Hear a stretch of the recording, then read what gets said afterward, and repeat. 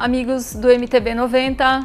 Hoje o MTB 90 Entrevista traz para vocês Rodrigo Yamaguchi, um dos mecânicos mais capacitados, atualizados e experiente que tem no Brasil atualmente.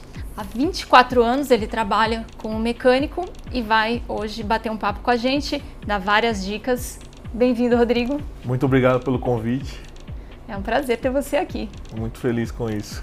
Com todo esse know-how que você tem, todo esse conhecimento, vai ser uma entrevista bem bacana, cheia de detalhes aí para o pessoal. Vamos passar bastante dica para a turma aí. Legal. Bom, vamos começar contando para eles o seu início com a bicicleta. Você foi primeiro mecânico ou atleta? Primeiro eu fui mecânico. Aí a vida de mecânico me levou a ser atleta.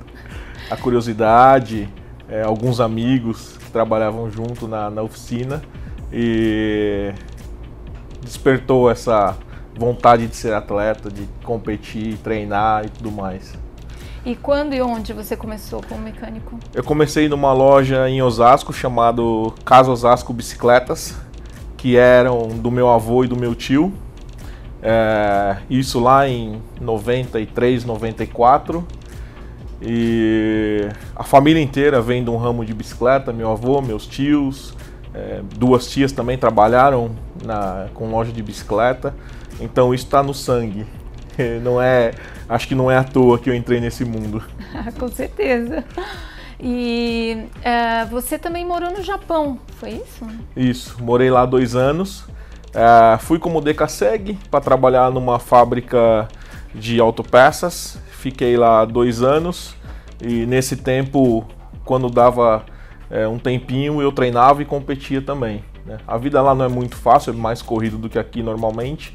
Então conciliar treino e competição era um pouco mais difícil, mas eu tive ajudas de alguns chefes do setor, chefe de linha, que dispensava alguns finais de semana para algumas competições, então isso ajudou também. E quando você foi para o Japão, você já treinava aqui no Brasil? Você já era fisicamente bem preparado? Já tinha 4 anos de pedal, mais ou menos. Estava numa fase de ascensão, já estava fazendo umas corridinhas que estava me destacando, já estava andando bem. E estava tendo um acompanhamento de um treinador que passava umas dicas e com isso elevou um pouco o meu nível de pedal. E aí, então, chegando no Japão, você acabou tendo mais oportunidades, porque já tinha um bom preparo e acabou entrando em corrida, se destacando. Como foi isso? Na verdade eu morava numa região que era privilegiada de locais para treino. Tinha várias rodovias que eram planas, tinham várias serras, várias montanhas, uns lugares muito legais de treinar e bonito de se ver, assim. Então aquilo era um prazer que eu fazia nos finais de semana. Saía para treinar, para refrescar a cabeça, né? E conseguia fazer belos treinos de ciclismo, de mountain bike, uns treinos específicos de montanha para ganhar força, e ajudou bastante no meu condicionamento. Que legal, e o Rodrigo trouxe pra gente umas fotos. Vamos puxar umas fotos pra gente mostrar pro pessoal como foi a rotina dele de pedal lá no Japão. De mountain bike? De mountain bike, isso aí era um dos lugares que a gente saía para treinar. Ficava mais ou menos uns 15 quilômetros de onde eu morava. A gente descobriu no meio do nada, literalmente, um circuitinho de cross country que tinha uns 3 quilômetros, que subia por um lado da montanha, descia pelo outro, e tinha uma torre de, acho que telefone, alguma coisa assim. Então essa estrada tinha acesso. Então a gente usava para fazer treino de força, de tiro, contra-relógio, de mountain bike nesse circuito. Subia de um lado e descia do outro. Então isso aí era um dos lugares que a gente de mountain bike preferia ir para treinar, que era bem afastado. Como dá para ver, a montanha só tinha árvore, um lugar bem legal e muito bonito. E o que tinha mais nessa época? Era ciclismo ou mountain bike? Bem, lá no Japão tem os dois. É impressionante como o japonês ele gosta muito de esporte. Independente de qual esporte seja, eles gostam bastante. Então tinha muito mountain bike e tinha muito ciclismo. E eu alternava as competições. Eu formava um calendário no começo do ano, eu escolhia as provas que eu queria competir, e ali eu montava quais de mountain bike e quais de ciclismo. E aí eu ia treinando de acordo com as corridas, e uma corrida servia de treino para outra. Então todo mundo sabe que o ciclismo agrega no mountain bike, e o mountain bike, querendo ou não, agrega no ciclismo. Então eu fazia esse mix que no final das contas deu certo. Deu resultado. Deu resultado. A gente tem umas fotos aí com pódio, inclusive, né? Isso aí foi Shimano Suzuka Road, em 2001, quando eu venci na categoria Sub-23. Foi uma prova muito legal, muito disputada,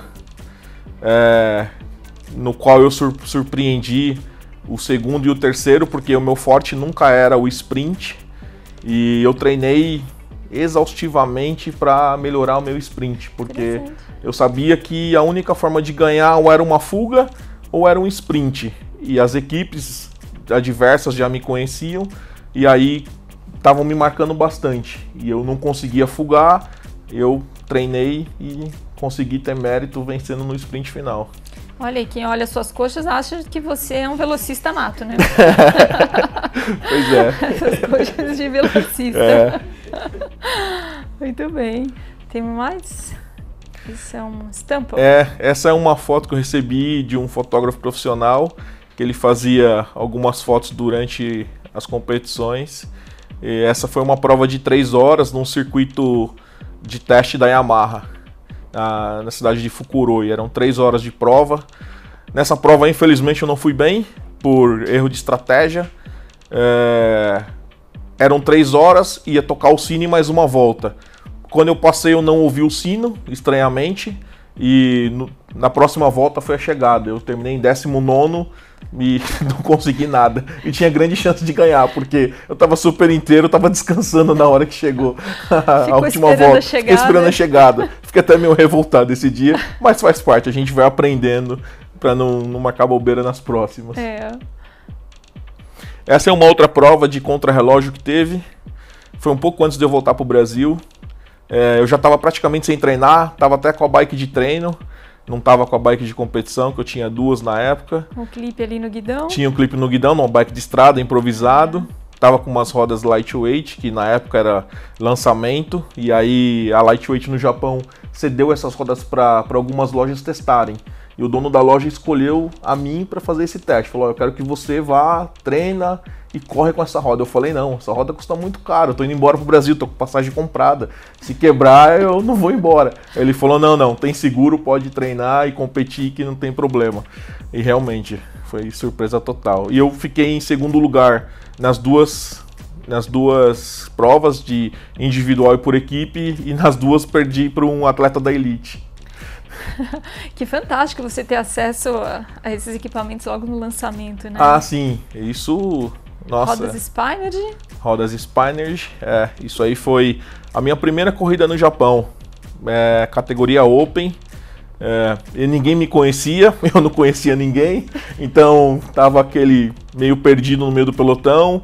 A equipe não sabia muito como me ajudar, e eu também não sabia como ajudar a equipe. Não sabia falar o japonês, que também isso complicava, né? Porque não tinha diálogo durante a corrida, ou vai ou fica, eram as palavras que eu mais falava, espera. E no final eu ganhei com uma fuga, faltando uns 2 km para a chegada mais ou menos, e cheguei meio sozinho. Bom, aí também não precisou falar mais nada, né? Daí foi o cartão de visita, assim, logo na primeira corrida já vencer. Que ótimo. Mais uma de mountain bike? Essa de mountain bike, essa foi quando eu voltei do Japão, e eu tava no Brasil já foi em novembro de 2001. Guidão super estreito? Nas 26 usava estreito, né? Não tinha os guidões largos que tem hoje. E essa... eu cheguei uma semana depois e fui correr 12 horas.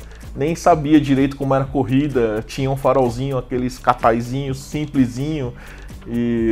Mas no final das contas eu andei bem, mas a equipe não era muito boa. Mas eu fiquei surpreso com o meu desempenho durante a prova, porque eu voltei numa forma física muito acima do que eu imaginava. Que muita gente me questionava: correr no ciclismo no Japão é fácil, quero ver quando chegar no Brasil você vai andar junto. E quando eu cheguei aqui, para alguns amigos, realmente ficaram surpresos com o nível que eu estava andando, tanto no mountain bike quanto no ciclismo. Você se manteve ativo, competindo e treinando as duas modalidades, né? Sempre, sempre. Enquanto eu competia ciclismo e mountain bike, eu sempre treinei os dois e sempre competia. Ciclismo sempre menos, gostava sempre mais do mountain bike pela diversão,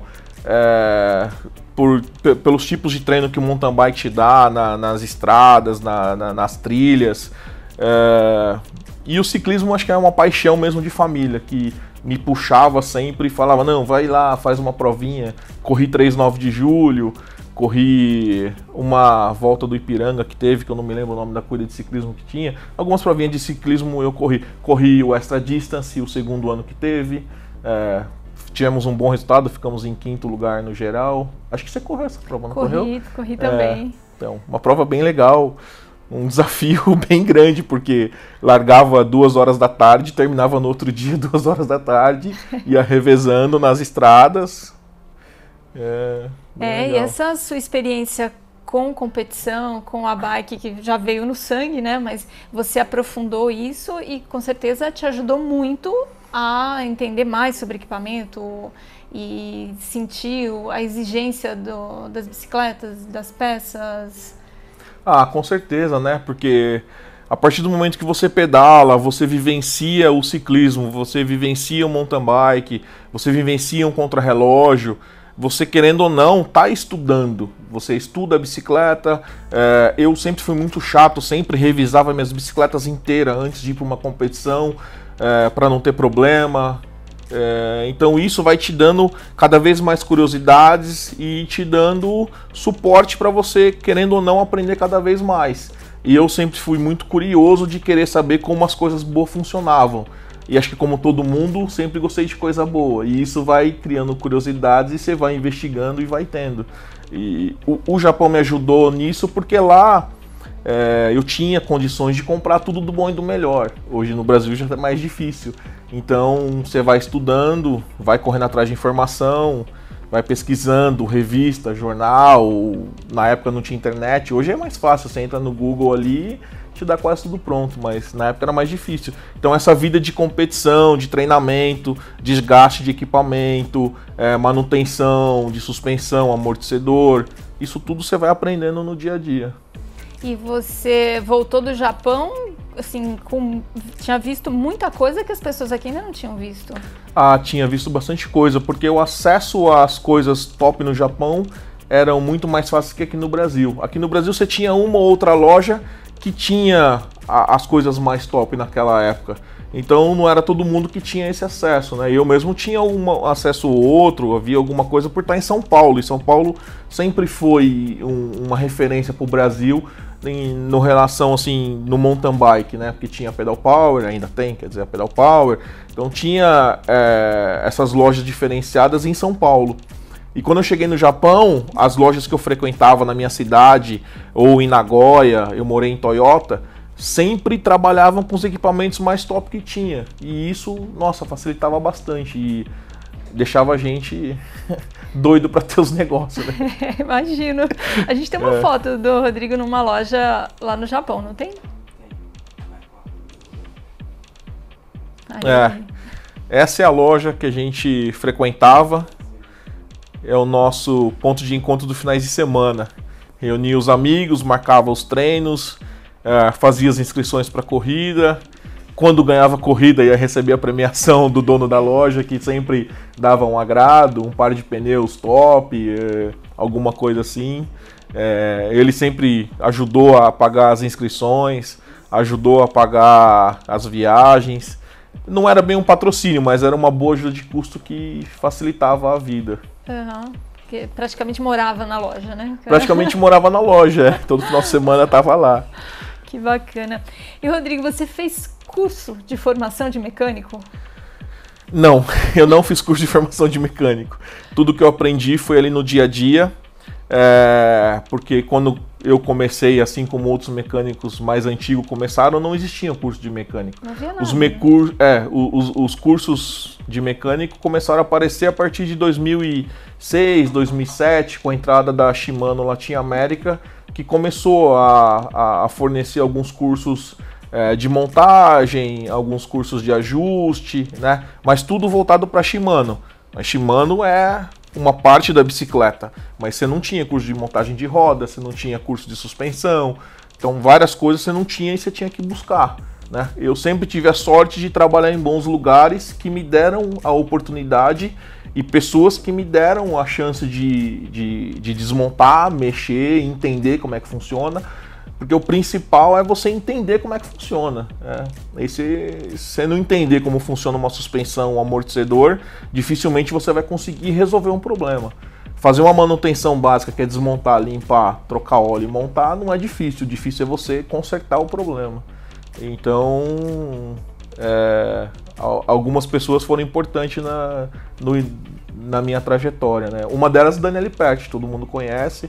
Foi a época que eu trabalhei na Pedal Power e a Pro Parts nessa época ainda era dentro da Pedal, e eu, de um dia para o outro, assumi a responsabilidade de cuidar da oficina e também da Pro Parts. E o Dani veio do meu lado e falou: fica tranquilo, o que você precisar, a gente tem o material técnico, você vem aqui, a gente consulta, faz junto e desenrola o trabalho, e deu tudo certo. Então, liberado para você usar todo o material e pesquisar e aprendendo ali. E aprendendo ali. Na prática. Isso.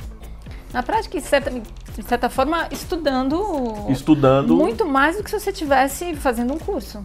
Exatamente. Você tinha realmente que correr atrás de informação. Tinha que correr atrás de informação, né? E a informação correta, porque era a informação passada pelo fabricante. Tinha todo o material técnico, então a gente desmontava as suspensões de acordo com a recomendação, trocavam as peças, fazia a montagem, né? Imagino que um errinho custava bem caro, né? Bem caro, exatamente. Então tinha que prestar atenção e para não cometer os erros, porque tudo é bem caro. E eu sei que depois você não fez um curso, mas você ministra cursos, né? Cursos avançados de mecânica. Sim, exatamente. Eu trabalhei um tempo na Scott e aí resolvi sair e montar minha própria oficina.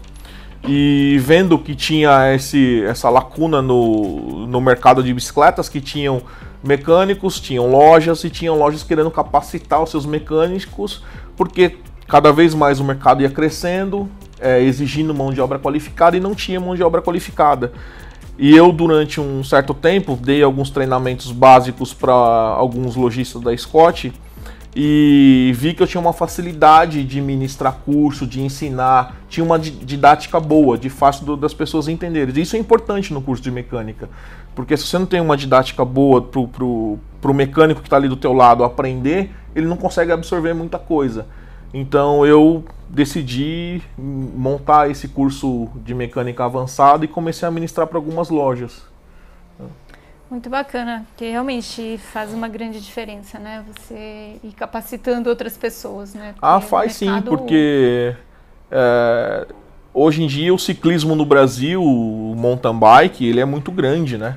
Então exige, e a gente está longe, o Brasil é um país muito grande. Então não dá para uma pessoa que está lá no norte, nordeste ou até Minas mandar um equipamento para São Paulo, fazer manutenção, porque ele tem uma certa urgência pelo aquilo. Então você vai capacitando uma aqui, outra ali, devagarzinho as coisas vão acontecendo. E hoje você tem a Yama Bike, que é a sua oficina, e o que mais você faz? Porque eu sei que você faz bastante coisa. Você cuida da assistência técnica da DT Swiss também, no Isso, Brasil? Eu tenho minha oficina Yama Bike, que fica em Indaiatuba. Sou responsável pela assistência técnica da DT Swiss no Brasil. A importadora que cuida das partes de importação, peças e vendas é a LM. E eu sou só assistência técnica, então eu cuido de tudo que é garantia, manutenção, peças de reposição. Eu sou responsável por essa parte. Também continuo prestando serviço para a Scott, já são 13 anos de parceria com eles. E esse ano comecei a fazer a manutenção da equipe Cannondale Brasil Racing. Então eu acompanho eles durante algumas provas e cuido da bike dos atletas e sou responsável por essa parte também. E já fechamos o Brasil Ride pro mês que vem. Estaremos juntos lá no Brasil Ride. Nossa, e como você consegue gerenciar tudo isso? É bem corrido, tem que administrar bem o dia e trabalhar bastante, né? Então tem uma carga horária meio puxada, tento respeitar ao máximo o que eu acordo com os meus clientes em termos de data, quando ele me manda um produto, quando ele vai receber. Às vezes eu acabo falando, olha, não me manda essa semana, manda na semana seguinte. Trabalho às vezes com agendamento de serviço para conseguir dar certo e conciliar tudo isso. Que exemplo, né? E você, falando agora das competições, você já participou de várias como mecânico. Você já participou do primeiro apoio neutro da Shimano no Brasil, né? Você já foi Blue Angel na Brasil Ride e quase todos os anos você foi como mecânico de alguma equipe, de clientes. Exatamente, Dri. Eu fiz o primeiro apoio neutro Shimano no Brasil. Na época nem tinha esse nome. Fui convidado pela Shimano Latin America, que houve uma etapa da Copa do Mundo de Downhill em 2006, em Balneário Camboriú, e havia uma estrutura de mecânicos dos Estados Unidos e eles precisavam de algumas pessoas no Brasil para dar um suporte para eles. E a convite da Shimano eu fui escolhido, trabalhei um final de semana, foi muito legal, foi uma experiência nova porque ninguém nunca tinha trabalhado com isso no Brasil, não sabia como é que era. Do nada, chega um caminhão, põe uma caixa gigante assim e fala, ó, o que você precisa trocar de peça você troca. Isso no Brasil era inédito. Alguém chegar com um problema numa bike, você tirar a peça com defeito, botar uma nova e o cliente sair super satisfeito, porque ele nunca tinha tido um apoio desse no Brasil. Isso pra gente e pra todo mundo no Brasil, atletas, mecânicos, quem estava trabalhando, foi uma surpresa muito legal. E foi daí que começou os apoios neutros, a Shimano patrocinando alguns eventos, montava uma equipe de mecânico e sempre levava para as competições. E as pessoas, acredito que no início nem acreditavam, né? Como assim, né? Tem peça, vai trocar no meio da Exatamente, estavam surpresos, porque chegava com algum defeito achando que a gente estava lá para consertar, né? Mas vem um câmbio torto, não, troca, tira, põe um novo, sem custo algum, sem nada, só preenchia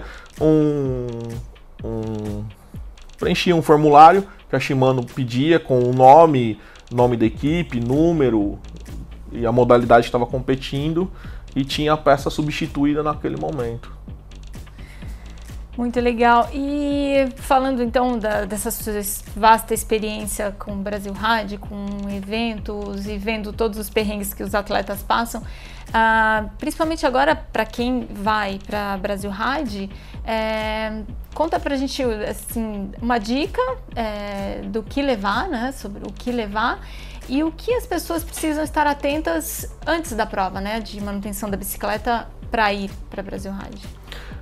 Bom, o Brasil Ride não é uma prova tão simples, ela é complexa desde quando você começa a se preparar, você começa a treinar, quando você decide que você vai competir, você fala, eu vou correr uma Brasil Ride, aí começa a vir muitas coisas que você tem que pensar em estrutura, desde os treinamentos, alimentação, correr atrás da logística, hoje facilitou um pouco por estar do lado do aeroporto, uma cidade grande, mas tem toda a parte que muitos não cuidam, que é a bicicleta.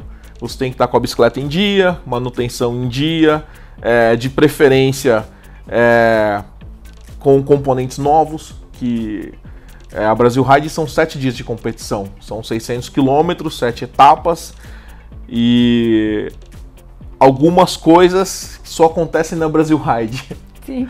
E também o desgaste, né? Porque as pessoas treinam meses para Brasil Ride. Exatamente. Treinam meses exaustivamente e acabam detonando literalmente a bicicleta e quando chegam para a competição tem que fazer uma boa revisão, tem que trocar componentes que for necessário. Eu sempre recomendo ir com pneu novo, se possível com relação nova, levar relação, se possível, a mais para se tiver um problema, que geralmente você está em dois, os dois têm praticamente a mesma bicicleta, então você não precisa levar 2 cassetes e 2 correntes, você leva um cassete, uma corrente, um par de polia, porque nem sempre são os dois que vão ter problema na bicicleta, isso é mais difícil de acontecer, é sempre um ou outro, então você levando um conjunto que você possa ter ali à disposição é bom, porque nem sempre lá você consegue ter acesso a essas peças, não é fácil, você é meio limitado lá.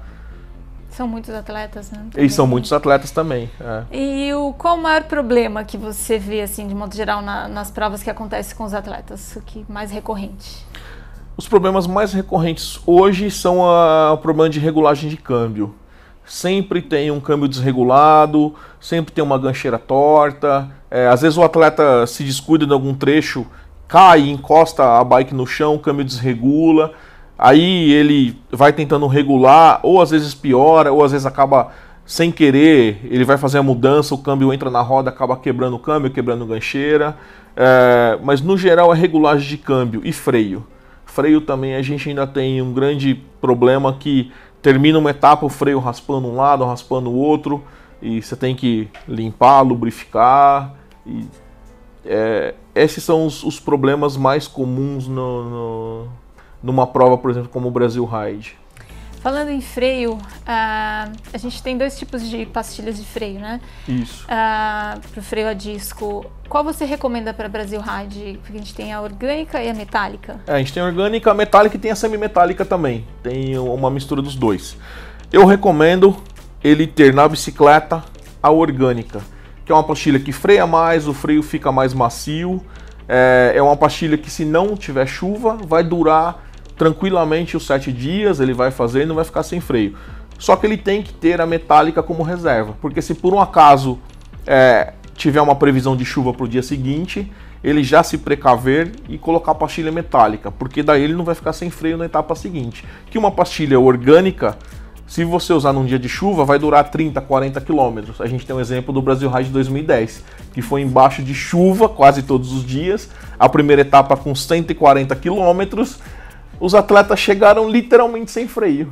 A gente trocou, sei lá, 200 pares, 300 pares de pastilha, todo mundo ficou sem freio. E não tinha pastilha suficiente para atender todo mundo. Para essa demanda, os atletas não levaram. Não levaram, não contavam com essa. E quem levou deu sorte, só que deu sorte por um dia, porque nem todos levaram pastilha metálica. Colocaram orgânica, largaram no dia seguinte para uma etapa de 80 e ficaram sem freio novamente.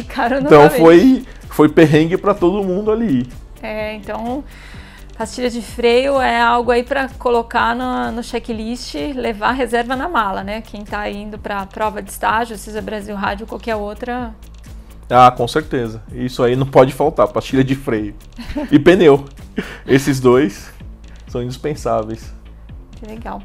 E você agora está como mecânico da equipe Cannondale e vai acompanhá-los na Brasil Ride e vai ficar por conta deles. Sim, eu fechei uma parceria exclusiva esse ano para trabalhar com 6 atletas da equipe Cannondale Brasil Racing, que é o Hugo, com um parceiro que ainda tá para ser divulgado, vai ser um parceiro estrangeiro que ele vai trazer, o Lucas Kaufmann, o Sherman, a Viviane Faveri com a Marcela Toldi. São as 6 bikes que eu vou cuidar. Essas são as 6 bikes que eles vão ter para competir, mas provavelmente teremos 12 bicicletas, cada um com 2 para ter, se caso tiver algum problema, a gente ter recursos para poder atender eles. E como é o dia a dia do mecânico? Qual é a sua rotina na Brasil Ride como atleta de uma equipe? É uma rotina bem corrida, bem cansativa, porque tem a largada que acontece 7 ou 8 horas da manhã, depende da etapa, e a gente tem que estar ali junto com os atletas antes da largada, para calibrar um pneu, para checar uma suspensão, para que não tenha nenhuma surpresa véspera da largada. Então os atletas largam, é o nosso período de folga, a gente vai dormir. A gente dorme até meio-dia, 1h da tarde mais ou menos, acorda, faz um lanche, um almoço, e aí espera os atletas chegar. Como esse ano eu estou indo só com atletas da elite, então eu tenho uma certa vantagem que os atletas chegam mais cedo. Então, entre 2 e 3 horas da tarde, eu acredito que eu já tenho as bicicletas na mão, já começar a fazer a manutenção das bicicletas. E aí a gente começa fazendo a limpeza, desmonta as bicicletas, fazem as limpezas, depois parte para montagem e lubrificação dos componentes, né? E geralmente nessas corridas de várias etapas, nem sempre você desmonta todas as bicicletas todos os dias e remonta. Você vai fazendo as coisas que vai aparecendo. Deu um problema no movimento central. Então vamos abrir o movimento central, trocar os rolamentos e põe um movimento central novo. Ah, deu um problema na suspensão, vamos trocar ou vamos fazer a manutenção? Então, no caso da nossa equipe, a gente já está levando alguns componentes de suspensão. Se precisar trocar um cartucho, a gente vai trocar o cartucho. Precisou fazer uma manutenção, terminou o trabalho do dia, pega aquele cartucho, faz a manutenção, já para deixar pronto para uma próxima etapa, caso precise. Então, tem toda uma organização dentro de uma equipe que faz uma diferença para o atleta. O atleta só se preocupa em competir, a parte de manutenção é nossa. E com isso, a gente termina, às vezes, 11 horas, meia-noite, e às vezes estende até umas 3, 4 horas da manhã. A gente nunca pode falar, nossa, hoje tá tranquilo, vamos terminar cedo. Essa palavra você não pode pronunciar. Porque se você pronuncia, algo de errado vai acontecer e sua noite vai ser mais longa. Então, melhor você não falar. A lei de Murphy. A lei de Murphy, exatamente. Ai, é legal quem tem, né, essa estrutura, quem tem um mecânico como você numa prova de estágios, mas dá uma dica para quem vai sozinho, sem mecânico. O que a pessoa precisa verificar? Uma rotina de verificação na bike depois de uma etapa? Olha, checar a suspensão é muito importante, porque a suspensão numa Brasil Ride faz muita diferença, porque exige muito do atleta. Checar pneus para ver se não tem corte, se não tem algum prego ou alguma possível problema que você possa ter no dia seguinte. Às vezes eu recomendo trocar o pneu ao invés de colocar o famoso macarrãozinho. O macarrãozinho ele pode abrir? Ele pode abrir, pode descolar, porque lá tem dias que tem muita pedra, tem dias que tem muito estradão, e a pedra, querendo ou não, de repente uma pontinha ali pega no macarrão, ele vai se soltar e vai acabar perdendo pressão. Então você vai ter que ter um trabalho para isso. E por ser uma prova longa e cansativa, quanto menos trabalho você tiver ou menos problema mecânico você tiver durante a prova, é melhor para você.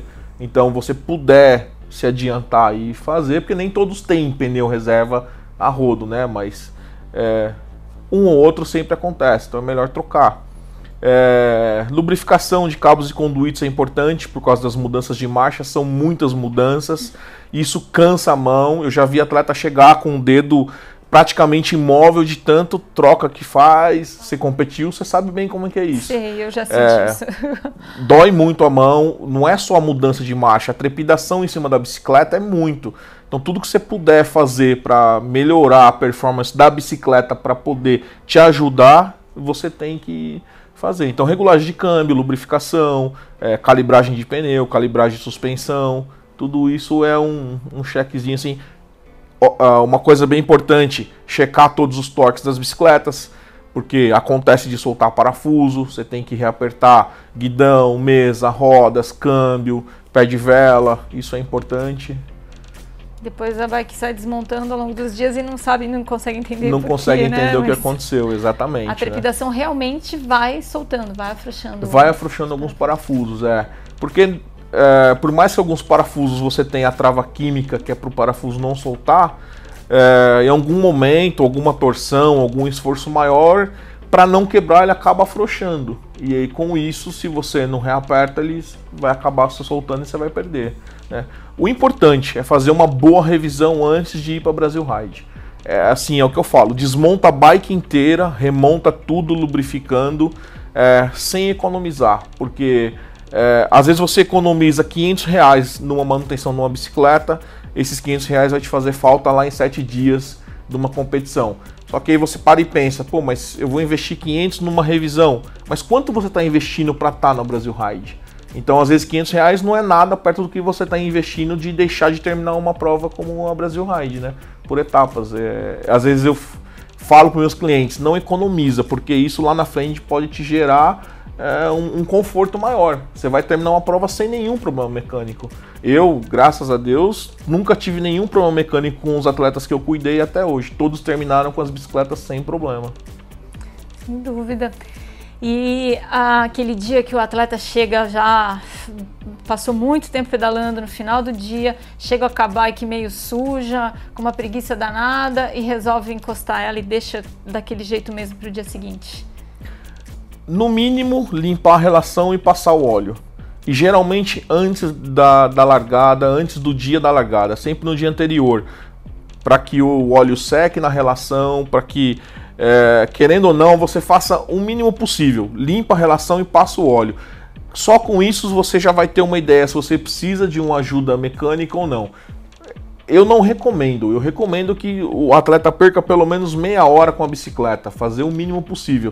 Eu sei que às vezes é difícil, mas isso vai garantir com que no dia seguinte ele consiga terminar a próxima etapa.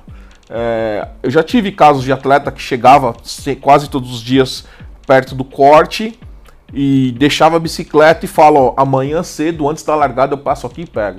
Então, nesse caso, ele tem um conforto porque tem um mecânico que faz para ele, mas quando não tem, eu sempre recomendo. Dá uma checada pelo menos na relação, lubrificação, para no dia seguinte de manhã você não tem que ficar correndo atrás disso. E nem sempre dá tempo de você fazer isso, né? Você não tem, às vezes, tempo hábil para tomar um café da manhã, cuidar da bicicleta e ir para a largada. É uma rotina dura, né? Que as pessoas precisam realmente ser bem... assim, detalhistas, né, com a bike, e não pode ter preguiça, né? Não pode ter preguiça. Uma corrida como a Brasil Ride, ela é diferente de todas as outras. Uma prova de estágios, né, 2, 3 dias, geralmente não tem tanto desgaste quanto a Brasil Ride. 2 dias, você corre um dia, faz alguma coisinha, no outro dia você vai e corre de novo. A Brasil Ride são 7 dias, e são 7 dias exaustivos, cansativos, nem sempre você tem recurso para poder alguém te socorrer, não tem para quem se ligar, olha, vem aqui e me ajuda, né? São 3 dias que você passa na fazenda, no meio do nada, sem acesso, sem nada, então você tem que cuidar antes para não ter surpresa depois. Ótimas dicas.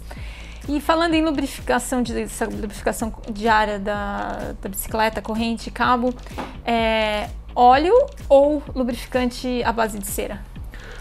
Para corrente hoje, lubrificante à base de cera está mais que provável que são os melhores. São os que aguentam as etapas longas, mas tem um ressalto, tem que passar direito. Tem muito atleta que acaba economizando, passando de gotinha em gotinha, e aí chega no meio da etapa tá sem óleo.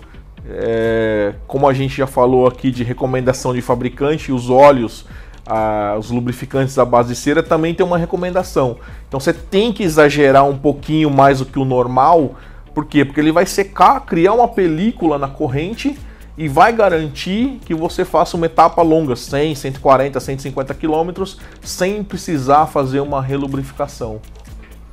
E também ajuda a evitar que acumule areia, que essa coisa mais abrasiva da corrente, a cera. Sim, a cera com certeza, por ser um lubrificante seco à base de cera, né? Ele não junta sujeira, não junta poeira, não junta areia. E sem contar que ele aumenta a durabilidade do componente. Ele não só funciona como um lubrificante, mas também como um aditivo ali para aumentar a vida útil do componente. É nítido que hoje as correntes duram um pouco mais do que duravam antes por conta do lubrificante, que é a base de cera. E para os cabos? Cabos, geralmente óleo à base de Teflon, né? São os óleos líquidos mesmo, à base de Teflon, que são os que dão melhor resultado, né? Nem sempre graxa é bom, porque a graxa, querendo ou não, ela é um pouco mais pesada, ela aumenta um pouco o atrito entre o cabo e o conduíte.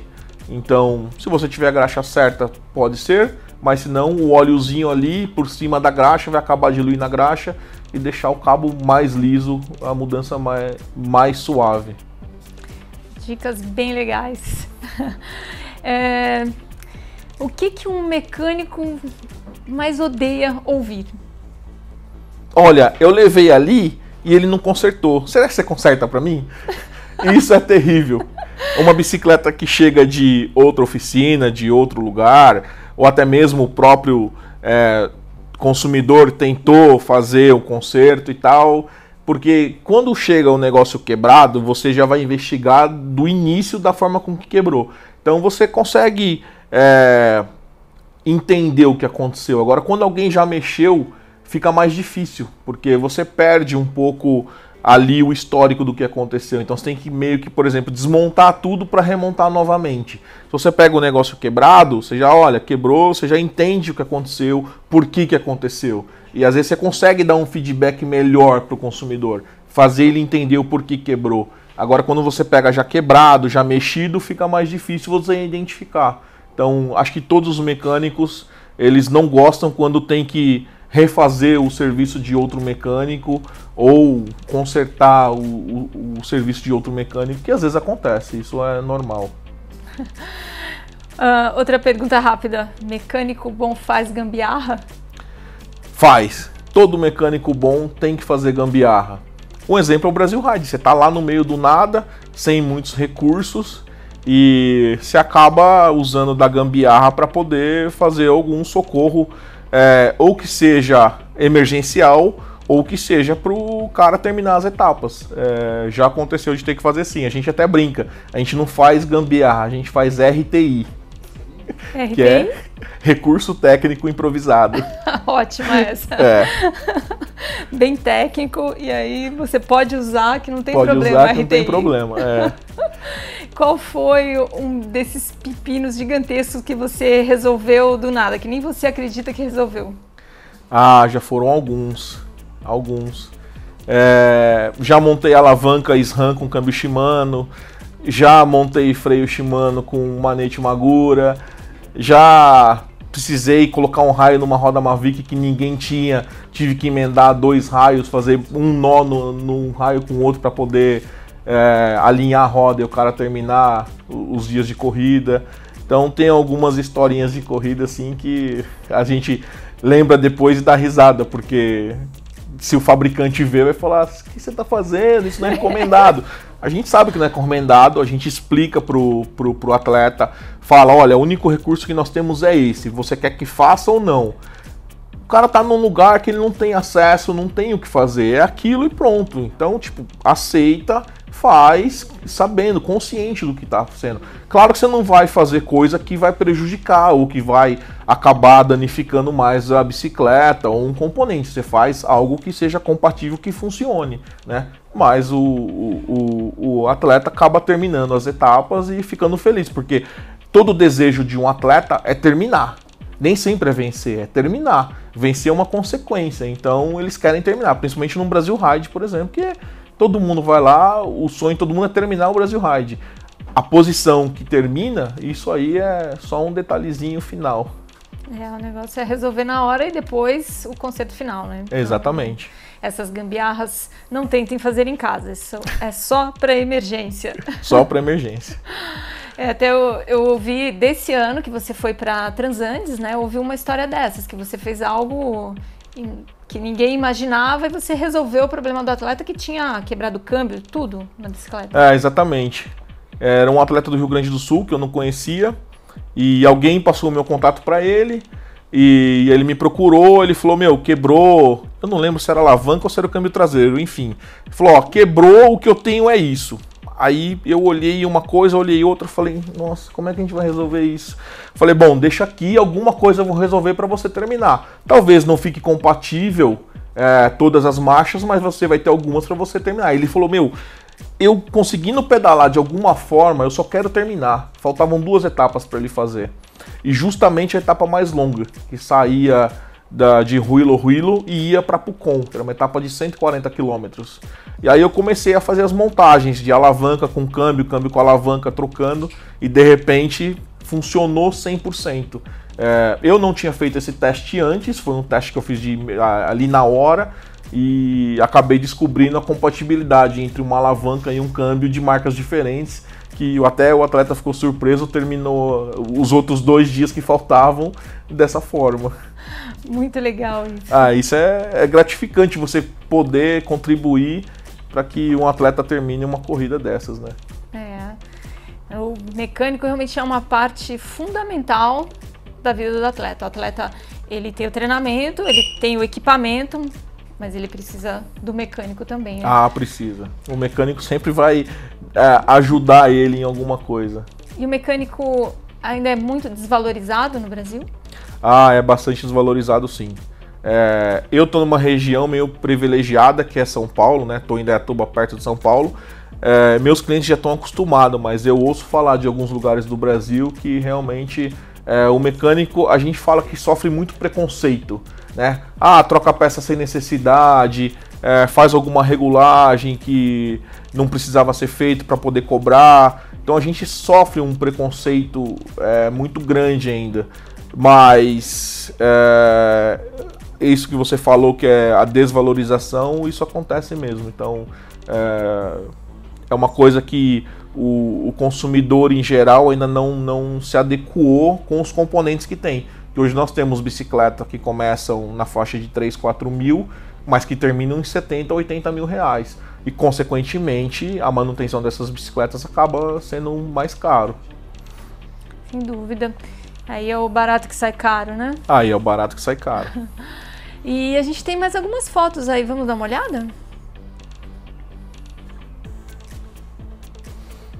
Essa é uma prova que eu corri no Japão, Panasonic Cup. Foram 2 provas que eu fiz em um dia. O primeiro foi um revezamento de 3 horas, eram 4 atletas, tipo um 12 horas. E foi no período da manhã, no período da tarde eu corri o cross country. Nesse dia aí a equipe ganhou e no cross country eu também ganhei a corrida à tarde. Eu estava num nível bem legal assim, de competição. Aí aquecimento? Aí isso é um aquecimento de uma prova de ciclismo.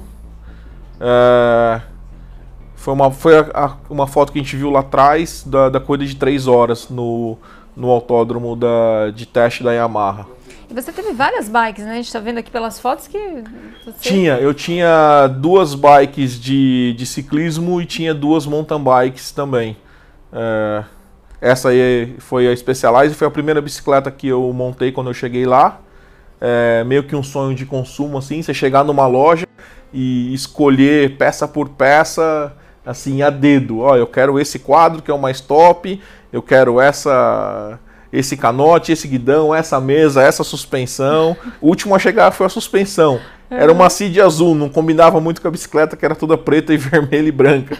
Mas a mais top era azul, uma baixa era vermelha. E o chato quis a azul porque era mais top. Era mais top, então, conhecia, né? Então freio acabou. V-brake. Na época ainda era freio V-brake. E você mesmo montava as suas bikes? Eu montava, eu ia na loja, pegava todos os componentes, colocava na mochila, ia para casa, chegava em casa e montava. Imagina a sua diversão fazendo isso. É a realização de um desejo, assim, de os olhos brilharem quando você tem a oportunidade de você montar aquilo que você sonhou lá atrás, né? Isso é muito legal. Que legal. E tem uma outra coisa interessante que eu sei a seu respeito, que você gosta de pescar. Nas horas vagas, no meu hobby é pescaria, né? A pescaria eu acho que nasceu junto com a bicicleta, ou talvez antes, também veio de família. Meu avô, meus tios, desde criancinha, me levavam para pescar junto com eles. E também me acompanha na vida há bastante tempo. Interessante, porque geralmente quem pesca tem uma capacidade de concentração muito grande, né? O que é super importante para um mecânico, né? Com certeza. A concentração para um mecânico, isso é indispensável. Às vezes eu tô com um cliente ali na oficina, eu não consigo conversar e resolver o problema. Eu falo, peraí, deixa eu terminar aqui e a gente conversa. Tem cliente que acaba achando que você não quer dar atenção para ele, mas na verdade você está dando atenção à bicicleta dele, que é o que vai proporcionar satisfação a ele. E se você perde esse time, você deixa de dar atenção para a bicicleta, você acaba não fazendo direito. Então a concentração na hora de você fazer uma regulagem, fazer uma montagem, isso hoje em dia nas bicicletas é imprescindível. Isso aí. Imagino que o mínimo de distração pode significar um parafuso que não foi apertado, alguma coisa que ficou solta e risco, né? Exatamente. Ainda mais hoje que você tem que respeitar todos os torques, os parafusos, você faz um torque acima ou abaixo do recomendado, você pode causar um grande prejuízo. Muitos dos mecânicos que trabalham às vezes não se atentam que a gente tem ali uma bicicleta na mão que, querendo ou não, está levando a vida de uma pessoa em cima. E isso é um risco que você tem que se atentar, né? Lá atrás, quando eu comecei, é um mecânico de bicicleta, não tinha toda uma responsabilidade por cima. Com o tempo você vai entendendo a responsabilidade que você tem na mão. Se uma bicicleta perde um freio, se uma bicicleta quebra um parafuso, pode causar um acidente, um dano muito grande para quem está conduzindo a bicicleta. Então essa responsabilidade você tem que ter, isso não pode faltar em momento algum. Então o pessoal que gosta de ir na oficina para ficar conversando com o mecânico, é bom pensar nisso, né? Às vezes é bom pensar nisso, exatamente. Tá colocando tua vida na mão do mecânico. E Rodrigo, como é hoje o público feminino na oficina de bike? Tem bastante menina levando a bicicleta, elas já entendem o que é para fazer, já chegam e te falam, olha, é isso que é para fazer na bike? Olha, Adri, é impressionante o quanto aumentou o número de feminino pedalando hoje. Você já pedala há bastante tempo, mas você é de uma época que tinha meia dúzia, 10 ali que pedalavam, era muito difícil uma mulher pedalar. Hoje em dia não, o público feminino cresceu absurdamente, é muita gente, muita mulher pedalando e consequentemente o interesse delas é até maior do que dos homens. Elas querem saber como é que funcionam, elas querem fazer uma mecânica básica, querem saber como troca o pneu, querem entender como é que funciona a bicicleta. Parece que as mulheres acabam sendo um pouco mais curiosas do que os homens nesse ponto, assim, na hora de pedalar. E o movimento aumentou bastante e o entendimento também. Né? Elas querem saber como é que funcionam. Às vezes chega lá e fala, olha, minha bicicleta não tá trocando as marchas, não sei o que. Você vai lá, olha, realmente, aí explica o porquê que não tava. Às vezes é uma gancheira que entortou num pedal, às vezes é a falta de lubrificação, ou às vezes tá na hora de fazer uma revisãozinha simples ou alguma coisa assim. Então, e é legal de ver o quanto o esporte tem crescido, né? Isso é bom para todos nós. Bom para todo mundo, bacana, né? Muito legal. O crescimento das mulheres, porque uma amiga minha outro dia falou, eu chego na oficina, eu falo pro mecânico o que aconteceu, mas ele duvida, acha que eu não sei o que é que tá acontecendo com a bicicleta. Isso acontece bastante, né? Porque às vezes o mecânico acaba não acreditando, mas você tem que ouvir. Às vezes de você ouvir que aquela bicicleta tem um problema, satisfaz mais o seu cliente do que você realmente resolver o problema dele. Porque você ouve, tem muita gente que não quer ouvir e acaba, às vezes, deixando de dar uma atenção ideal ao teu cliente. Então ouvir é sempre importante e, óbvio, resolver o problema, né? E Rodrigo, como é que faz para se manter atualizado? Porque o mercado de peças de bicicleta é lançamento em cima de lançamento, tudo eletrônico. Como você se mantém atualizado? Porque você é um dos mecânicos hoje em dia que mais entende de tudo, né? Eu vejo que você monta e desmonta qualquer suspensão, faz manutenção em qualquer suspensão, trabalha com qualquer marca de peças, eletrônico, mecânico, o que for. Como você faz para buscar esse conhecimento? Hoje em dia, os distribuidores nos dão esse suporte, né? Há um tempo atrás você não tinha distribuidores de todas as marcas, de todos os componentes. Hoje você tem distribuidores de todas as marcas, todos os componentes. Tem cursos hoje em dia no mercado que te possibilitam se atualizar, conhecer produto novo. Então hoje você tem, e sem contar a internet, né? Que ajuda muito. Às vezes você tem uma dúvida técnica de algum produto, você quer saber como é que funciona, você vai, entra na internet, às vezes por mais que não está no português, mas você consegue entender como é que funciona, como é que resolve, mas o suporte dos distribuidores hoje é o que salva a gente. Você tem um distribuidor DT, por exemplo, eu, por ser responsável pela DT, eu tenho todas as informações técnicas que eu precisar. A fábrica me dá esse suporte. Assim como a Fox tem um distribuidor no Brasil, que é a Dax Bike. Você tem uma dúvida técnica, você entra em contato com eles. Olha, eu estou com dúvida assim, assim, assado. Para quem tem um certo conhecimento, você consegue ter esse acesso fácil. Para quem tem um curso que te deu um diploma, que você tem esse acesso também. Agora, quando você não tem alguns acessos, realmente é um pouco mais difícil você ter essas informações. Por isso que existem os cursos que vão capacitando as pessoas e treinando. Mas hoje em dia o acesso à informação é muito mais fácil do que antigamente. Então, é dessas formas que a gente vai correndo atrás, né? Muito legal. Você é um mecânico que já cuidou muito das minhas bikes, né?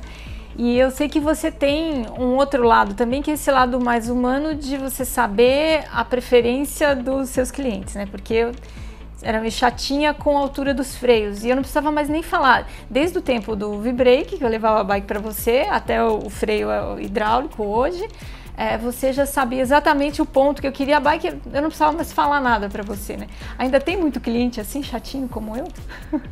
Dri, eu não chamo de cliente chato. A gente, quando aprende a andar de bicicleta, a gente pega uns vícios ou se adequam de uma forma que a bicicleta funciona melhor para si. Então, é muito importante o mecânico saber como cada cliente quer a tua bicicleta. Então, tem cliente que gosta do freio mais alto, tem cliente que gosta do freio mais baixo, tem um cliente que gosta no freio intermediário, tem cliente que nem sabe que dá para ajustar a altura do manete, tem cliente que tem a mão grande, tem cliente que tem a mão pequena. Então, assim, você tem que ouvir o teu cliente, entender a forma com que ele gosta, tem as preferências, e quando você for mexer na bicicleta dele, você fazer de acordo com que você agrade a bicicleta, entendeu? Eu tive um exemplo com o que você falou, uma resposta muito gratificante, foi na primeira etapa da Copa Internacional em Araxá. Eu peguei a bike de todos os atletas, a gente fez revisão completa em todas, né? Então, na hora de entregar a bicicleta, eu falava, olha, anda na bicicleta, testa a bicicleta, se tiver alguma coisa a gente muda, porque eu mexi em muita coisa. O Hugo Prado virou pra mim e falou, nossa, só de olhar pra minha bicicleta é outra. Não preciso nem testar. E realmente, saiu, pegou a bicicleta, foi andar, assim, voltou, falou, ó, só lava porque não precisa fazer mais nada, a bicicleta tá perfeita para amanhã. Isso pra gente que faz a manutenção é muito gratificante, né? Não tem dinheiro que pague você receber um elogio e você terminar uma corrida de 3 dias, por exemplo, tem um short track no sábado, tem um contrarrelógio na sexta e um XC no domingo, são 3 dias intensivos ali, a equipe terminar sem nenhum problema mecânico, sem nada, os atletas chegarem, te agradecer. Então isso que você falou das regulagens é importante, porque você satisfaz todos eles. Você não deixa um meio satisfeito, não, você tem que satisfazer a todos. E esses pequenos detalhes é o que eu sempre falo quando eu dou os meus cursos. É o pequeno detalhe que faz a diferença, porque é onde ele vai notar que realmente você mexeu e deixou a bicicleta de forma com que o consumidor saia satisfeito da tua oficina. E no caso de um atleta profissional, faz toda a diferença para ele se sentir mais seguro, para ter mais confiança no equipamento, na competição, né? Acredito que ainda tem esse lado mais psicológico também de ter um equipamento certinho, né? Com certeza. O lado psicológico, ele tem um equipamento que ele confie, que ele sabe que foi feita uma revisão completa, foi trocado o que precisava, resolveu todos os problemas. Isso para ele, no dia da corrida, ele só tem que pensar em fazer força. Que a gente fala é morder o guidão. É só isso que ele pensa. O resto tá tudo ali à disposição dele, então ele só se preocupa com a corrida, mais nada. Muito legal, Rodrigo. Esse é um assunto muito legal e você tem um conhecimento muito amplo, é impressionante o que você conhece nessa parte mecânica, mas a gente já está ficando com o tempo curto, vou ter que encerrar, mas eu já deixo aqui o convite para você voltar, porque esse assunto tem muita dica aí para dar para o pessoal, tem muita coisa bacana. Mas eu queria agora deixar um espaço para você falar sobre a Yama Bike, falar sobre o que você quiser, agradecimentos, o que você quiser agora. Vou agradecer muito o convite que recebi de vocês, acompanho vocês desde o início, achei muito legal a iniciativa do canal, de a gente ter acesso a tudo isso, né? A gente tinha, querendo ou não, uma dificuldade de ter algum acesso a algumas coisas. Hoje o canal proporcionou você assistir uma corrida ao vivo, você ver uma pessoa que é seu ídolo sendo entrevistado, contando histórias. Agradeço bastante o convite. A minha oficina fica na cidade de Indaiatuba, a mais ou menos 100 km de São Paulo. Como o nome tem alguma coisa a ver com o meu sobrenome, que chama Yama Bike. Yama de Yamaguchi e bike de bicicleta. E tem alguma coisa a ver com mountain bike, porque o significado de Yama é montanha. Então, por isso que o nome chama Yama Bike. Eu criei isso já desde quando eu entendi o meu nome no Japão, porque quando eu fui eu não conhecia. Então formei o nome Yama Bike para ficar bem legal. E é isso, agradeço muito e estou muito feliz por estar aqui. Bom, muito obrigada mesmo, e a gente se vê em breve porque tem muito assunto aí para o pessoal. Obrigado. Valeu, Rodrigo. Legal. Galera, curtam lá o nosso canal no YouTube, ativem as notificações para vocês saberem quando as entrevistas vão ao ar, quando tem toda a nossa programação, tem aí muito conteúdo para vocês, coberturas de prova, lançamentos. Ativem lá porque vale a pena. E obrigada, até o próximo MTB 90 Entrevista.